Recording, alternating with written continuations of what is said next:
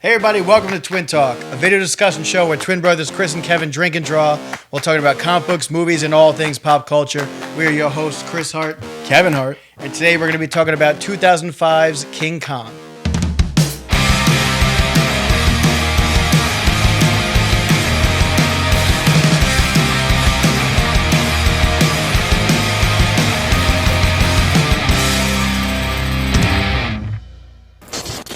Stick around to the end of the episode, see how our drawing of King Kong came out, and if you like what you see, subscribe to the channel for more content. King Kong is a 2005 remake of the original 1933 King Kong.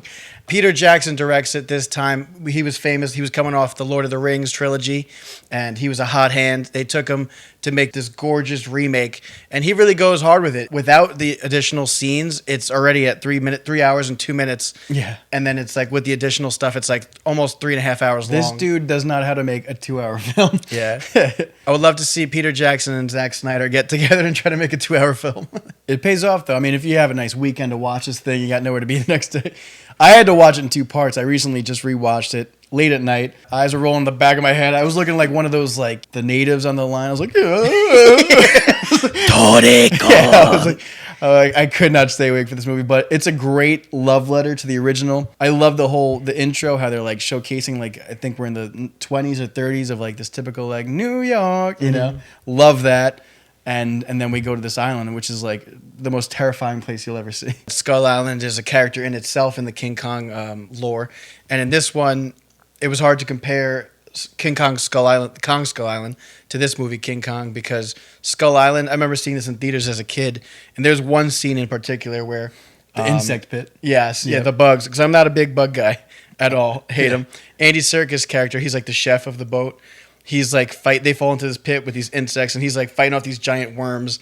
And not worms, uncircumcised, parasitic, they got teeth. Yeah, penises with teeth. And they just start, like 6 of them start eating him, and then one gets on his head, no pun intended, and and it just starts eating him alive, and it is horrifying. Brutal. The minute you land on this island, Skull Island, which first of all, what's his name? Carl Denham, Jack Black's character. Yep.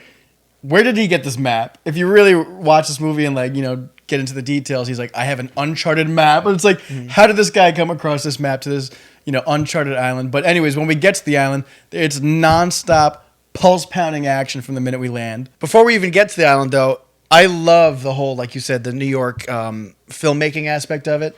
They dedicate like the first hour and change of this film to that like Broadway acting, directing, that boom of like cinema that was happening. I loved that part of it because we're cinephiles. We love all that stuff. We eat it up. People complain about it, that it's boring and moves too slow, but I loved it because I'm a film fan, I loved it's even New York. We're from Long Island, but like it's New York. And an hour train ride away, like just the nostalgic like glory that is New York, and just iconic. Iconic. Yep, exactly. Especially with Kong, like just an American classic, and there was just something about that flavor that I like ate up. Naomi Watts plays Ann Darrow. She does a great job. Beautiful, beautiful actress. Jack Black is incredible in this film. Yeah, coming off the high that is School of Rock. He was his previous role was like Dewey Finn from School of Rock. Yeah, iconic movie. But and he just lies his way through that movie. Same thing in this movie. He's just pretending to be like this big budget producer, and he's just like cutting checks that will completely be like bankrupt by the next day. Yeah, he's definitely bouncing all those checks. Yeah. He's a struggling filmmaker that is just dying for the chance to finally make it big. And what he does is it's kind of like I want to say murder because he with his lies he ends up having a lot of people die in this like whole path. Guy's got a lot of blood on his head. Yeah, at first it's like okay, like yeah, he had big dreams, maybe he didn't know what was going to happen, but once they get to the island and his boys are dying and he's still rolling the film and watching like his friends die in front of him, and he's just doing it for the sake of... The whole movie is just like, he's just eating it up. It's like, okay, this guy's definitely a shady character. He's looking out for himself. Yeah, and it's not justified in what he's doing. When they finally get back to New York, he's like, 17 souls were lost on this. I was like, 17? I was like, dude, there was at least 45 deaths on this, between the cast and crew. There was a lot of deaths, in this movie. I just thought it was funny, too, when they finally... landed aboard Skull Island. The ship was sinking, and they were all like, "Oh, throw everything overboard, everything non-essential, throw overboard." They're throwing it up before they sink, and then once they realize they're in danger, the captain like goes on. He like flips up the bed. There's like 800 rounds of guns and everything. They had a lot of ammunition. Yeah, so like this movie was definitely sponsored by the NRA because like I was like, okay, the priorities here on the ship are pretty wrong. But I want to know how much of that plan was like communicated with those guys. Like, did they just have that ammo like ready to go? Well, no, they were live capture. This was the whole point of the ship.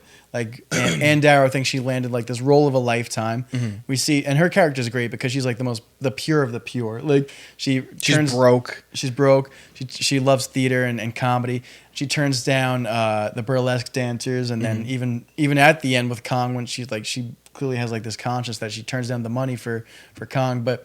She like thinks she lands this role of a lifetime. She's like, oh, is this our ship? And it's like this big extravagant ship. He's like, no. Jack Black's like, no, this one over here. And it's like this like guy who's just like, yeah. He's like, you're a crazy lady. He's like some Russian dude who's like, you know, it's your typical like shady thing. It's like that there's no like legal inspection of the ship at all. First of all, Kong doesn't show up. Not even show up, make an appearance until an hour and 10 minutes into this film. I will say, upon rewatch, I forgot how long into the movie. It's a long movie. Until he shows up. I really liked the character development, which is a lot of people complain about Kong Skull Island is that there wasn't enough character development.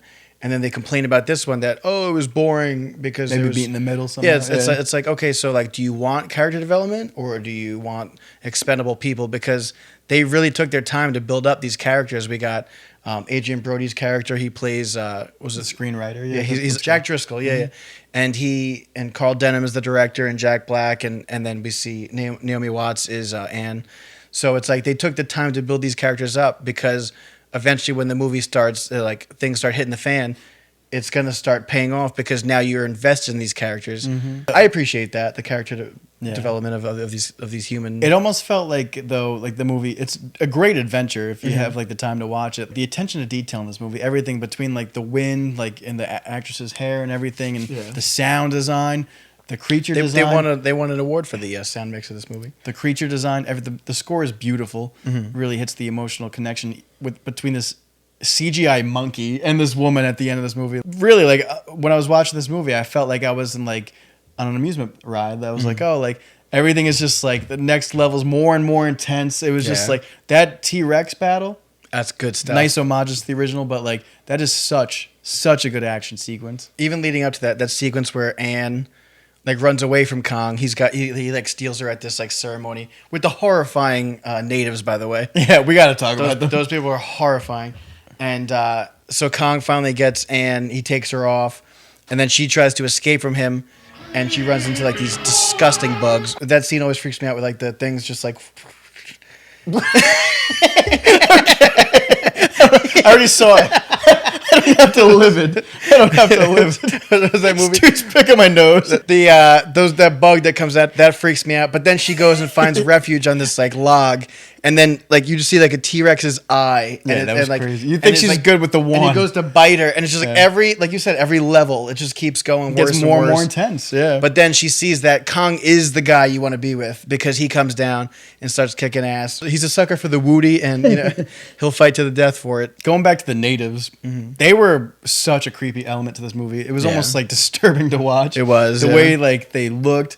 Clearly, like they had to adapt to this island. Mm-hmm. You have to be tough to be honest. But like, I just love how Jack Black's character offers this like young native. He's like, and he's just got this candy bar melting in his like in his 100 degrees pocket. Yeah, and he's like, is he going some Nestle's chocolate? And she's like, and then the next moment, like a guy's got like a spear like in his heart. That sucked that guy died. I was like, oh man, like the stakes kick in at that moment in the movie for me. I guess like they offered like rituals. They had this like whole ritual to Kong, and he was like, I guess the king or the god on this island, because they offer up Ann Darrow, and we see that there's a bunch of these, I guess, sacrifices of these humans with like this like necklace on. Mm-hmm. It's a great introduction when he comes down and finally steals her, and they're doing their whole like ritual with the song and dance and all that. When he takes her and starts running, he's like whipping her around. And it's like, if you think about it, like that's horrifying to just be like a toy for this giant thing. But he takes a liking to her because she stands up to him. And that's where the strong female character comes in here and starts like, there's even one scene where she's like making him laugh and he's pushing her. There's some humor, yeah. And she stands up to him and like slaps his hand or something like that. And he gets like ashamed, which I thought was great because like like even going back to Godzilla too. We're talking about Godzilla, Kong, leading up these movies. These are animals, creatures, kaiju, monsters, whatever you want to call them. CGI. And they're not humans, but they give them human characteristics, which makes them so likable, and why they've endured for Godzilla, 50 years, and King Kong 90 years or something like that. And Darrow, she's like, her background's in comedy, and she's like making him laugh.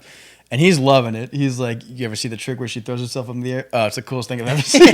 You know, like she's like juggling, and he's like unimpressed. That was like good humor. It was good stuff. Right there. Yeah. I like too, like the moments when like Kong would get his pride hurt, his ego would be hurting a little bit when Ann Darrow would call him out and stuff, and he's just like punching things and throwing rocks and stuff. He's kind of like me. Tantrums. Yeah, his tantrums, but kind of like me when like Taco Bell changes their menu up for no reason. King Kong is like a masterpiece of American cinema back in 1933. It was like unprecedented what they did with those graphics. Yeah, with claymation and stuff. Mm-hmm. So it's so iconic. And they re-released it years and years and years after, and it kept getting a big box office. So now that this movie comes out in 2005, the graphics were amazing for the time. And you know how the story ends. Beauty kills the Beast. You wait for that giant showdown at the end of the Empire State Building. But to see it on such a grand scale, like it really is sad. There's one scene where like they finally bring back Kong, and he's the eighth wonder of the world, and they're doing that whole like Radio City show where they have him tied up and stuff. And that's cool too, when they do like the whole like story with the fake natives and the music and the orchestra. And they see that this thing is like, they can't control it. They bring out a fake Ann Darrow. He realizes that it's a fraud, and he gets pissed and starts tearing the place apart. But the one scene that always gets me is that he goes through the city and he's looking for her. And he's just like picking up blondes. Any blonde. Typical night in Manhattan. Yeah. When he finally does find her, he takes her and like they go secluded onto this little like frozen lake and pond. And it like you said before, the score is so moving. It's so emotional. Those couple notes, man. Like you even you hinted it before, and I was like, I generally got depressed again. They have that one like really heartwarming scene where they're like, he's playing with her he's like holding her on the ice, and they're skating almost, and playing with the snow and stuff. And then it's just ruined by like the sound of this oncoming bomb and the bullets from the army, and they start going after him. And it's so abrupt that it really is saddening, because it's like they just had such a beautiful moment, and nice he's about to die, and it's just like, oh, that sucks, you know? Yeah. They had really like a nice emotional connection. Did she fall in love with the gorilla? I mean, she definitely had a connection with this gorilla. There's a connection. I don't think in any of the iterations of King Kong is there an actual romantic relationship. Not romantic, but she definitely had an attachment. Because if cancel culture needed a reason, there it is. It's more of like this hinted charm between the two of them, like this connection of like he was a softie. Like he was on Skull Island. She kind of softened him. Beauty killed the Beast, and she was kind of like I think in the beginning of the movie, she says like nothing good lasts, and clearly he was like a good character, Kong, and she knew that being with him on Skull Island, just seeing that. He's kind of surrounded like nature versus nurture. Like this is who he has to be. He has to be a badass. Yeah. So to see him kind of like be this soft emotional mush, like it was sad to see him go, even though we know the ending. I just thought it was funny too. Like when they're in New York, he's like, oh, he's like date night in New York. Like when they meet each other in the street after he's looking for the blonde, he's just like, yeah, man, I've been lifting. You know, I've been lifting. She's like, yeah, I'm on this new play now, and like you want to go out date night in New York? He's like, yeah. He's like, I'm gonna take you ice skating. He's like, and I'm gonna take you to the top of the Empire State Building, and then I heard the air show's in town. To his demise. Yeah. And I just thought it was cool too, like you said, just going back, like knowing the ending of this original movie. That scene when it shows like the spotlights on the Empire State Building is falling. I was like, oh man, like it was just like very iconic, to go down. Very cool. Yeah. And they have a beautiful moment. Speaking of beautiful, he does like the whole like sign language of beautiful. Great moment of just watching the sunrise together. And it really was, I don't know what's more brutal is when Leonardo DiCaprio's Jack, gets let go, even though Rose says she'll never let go, like off the giant door, or when King Kong falls off the Empire State Building. That was such an emotional scene to me, honestly. Going back to what you just said too, like, because there is like that duality of when they're on Skull Island, he has Anne, and he's on top of his like throne in his cave in Skull Island, and they see the sunset. There's finally a moment of peace on that one that godforsaken island, and he like points to the sunset, and she like signs like beautiful, and then he remembers that, and then when he's about to die in New York, the sun's coming up, and he's like beating his chest. Even right now, I'm about to cry. It could be the rum, I don't know. But what did you do to me?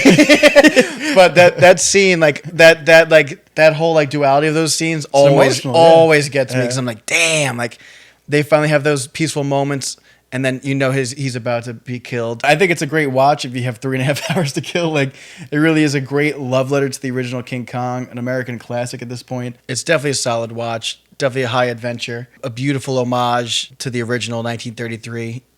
Anyways, that about wraps up today's episode of Twin Talk. If you liked the video, give it a thumbs up, comment below to join the discussion, and don't forget to subscribe to the channel for more content. We'll see you next time. Peace!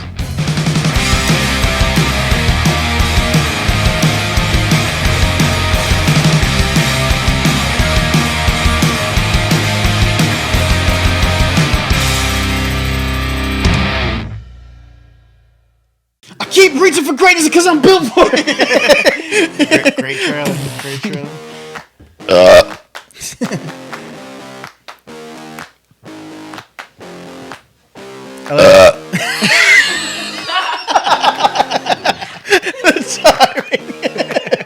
You finished? How about another joke, Murray? How about another burp, Murray? How about another burp, Murray? What do you get when you feed a 250-pound man pasta and cheese when he's lactose intolerant? I'll tell you what you get. You get what you deserve.